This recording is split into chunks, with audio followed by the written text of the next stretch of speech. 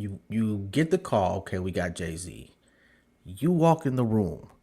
For you personally, what's your first thought when you see Jigga?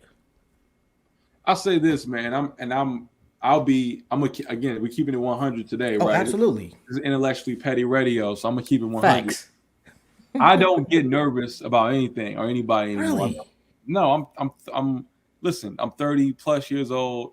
I've seen a lot of things. I've seen so many people. I've been around enough that I don't really get rap. I'll tell you this: when I was waiting in the hallway or in the lobby waiting for Jay to come in, I got the butterflies. I'm not gonna lie because, and it's not just it's because not only what just the fact I'm a fan, right? I mean, I know every Jay Z line ever from every lyric, every song, every album. Like I'm a huge fan. I consider him to be the greatest of all time, in my Yeah, opinion, right? I feel you. Um, I and disagree, but I feel you. yeah, but I know it's up for debate, but for me, Jay is the greatest of all, not just because what he's done on the mic, but also what he does outside the mic. But again, so what when I went through undergrad uh, at San Francisco State University from 2009 till I graduated, I think 2015 or so.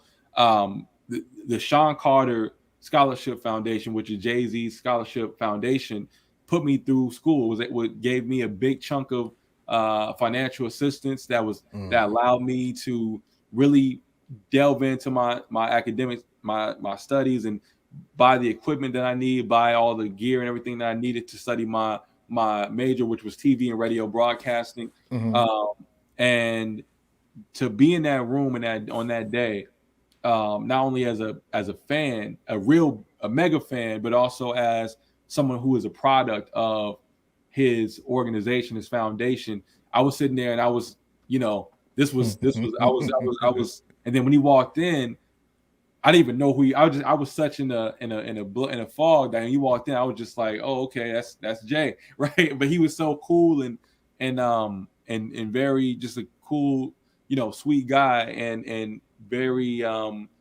welcoming and all the nerves obviously went away after that when we got into our conversation. But when after actually before I actually interviewed him when we were setting up, I told him Hmm.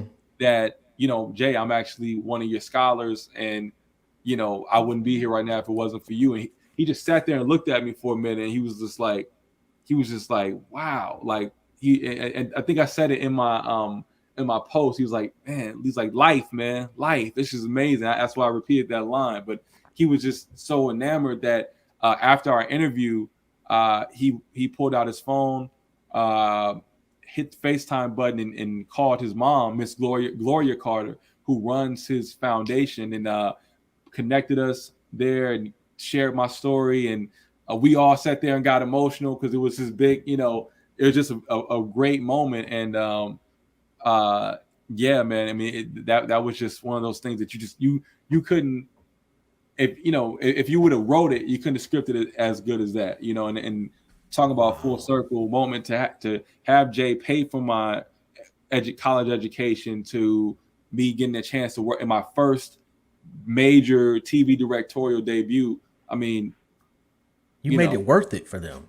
man, It was man, tangible. They could actually reach out and say, "Hey, this is why we started this." absolutely.